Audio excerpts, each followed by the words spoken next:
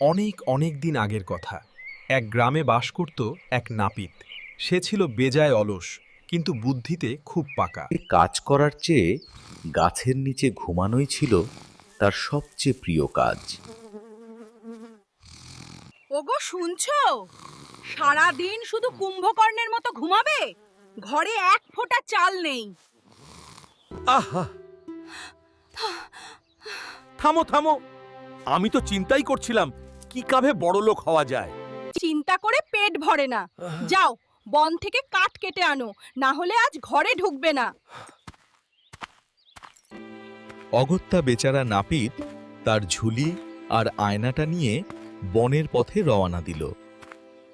ওরে বাবা, এই জঙ্গলে তো বাঘ ভাল্লুক আছে, কাঠ কাটবো কি?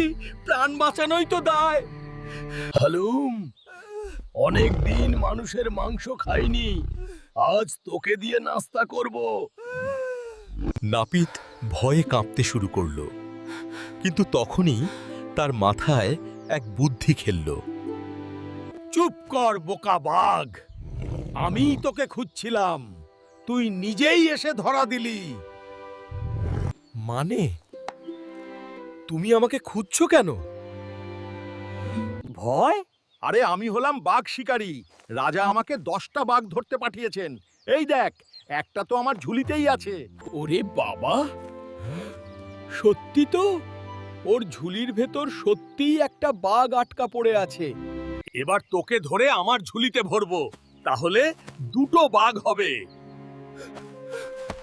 দোহাই তোমার শিকারী মশাই, আমাকে মেরো না, আমি জঙ্গলের রাজা, আমাকে ছেড়ে দাও। তোকে ছেড়ে দিলে আমার কি লাভ? রাজার তো বাঘ চাই।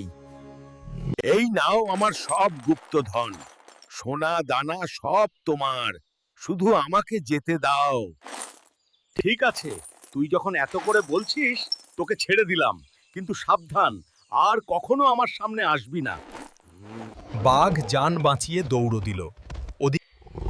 কি হলো বাঘ মামা, তোমাকে এমন ভয়ে দৌড়াতে তো আগে কখনো দেখিনি। আর বলিস না ভাগ্নে, এক ভয়ঙ্কর শিকারী এসেছে, তার ঝুলিতে বাঘ থাকে, সে আমাকেও ধরতে চেয়েছিল। মামা, তুমি বড্ড বোকা, ওটা নিশ্চয়ই কোনো চালাক মানুষ আর তার আয়না ছিল। তুই বিশ্বাস করছিস না? চল আমার সাথে, দেখবি ও কত ভয়ঙ্কর। ঠিক আছে, চল, কিন্তু তুমি যদি ভয়ে পালিয়ে যাও, এক কাজ করো, আমাদের লেজ দুটো একসাথে বেঁধে নিই। শিয়ালের বুদ্ধিতে বাঘ রাজি হলো। তারা নিজের লেজ একসাথে শক্ত করে বেঁধে নিল। যদি বিপদ দেখি, তবে কিন্তু আমি এক দৌড়ে পালাবো। ও মা, এত সোনা! তুমি তো সত্যিই কাজের কাজ করেছো। আরে সর্বনাশ, বাঘটা আবার আসছে, সাথে হই ধরিবাজ শিয়ালটাও আছে। এখন কি হবে? ওরা তো আমাদের খেয়ে ফেলবে। ভয় পেও না, শিয়ালটা নিশ্চয়ই বাঘটাকে বুঝিয়ে নিয়ে আসছে। দাঁড়াও, মজা দেখাচ্ছি। ওই তো শিয়াল, তোকে বলেছিলাম আমার জন্য 2টো বাঘ আনতে, তুই একটা নিয়ে এলি। কি? শিয়াল আমাকে ধোকা দিল? ও আমাকে শিকারীর হাতে তুলে দিতে এনেছে? না না মামা, ও মিথ্যে বলছে, বিশ্বাস করো। বিশ্বাসঘাতক, তোর এত বড় সাহস, আজ তোকে মেরেই ফেলবো।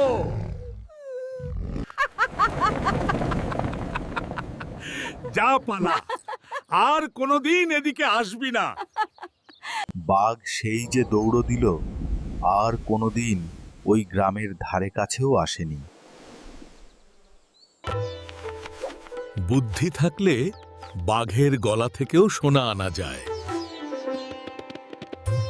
হ্যাঁ হ্যাঁ, তোমার বুদ্ধির তারিফ করতেই হয়, তবে আর অলসতা নয় কিন্তু।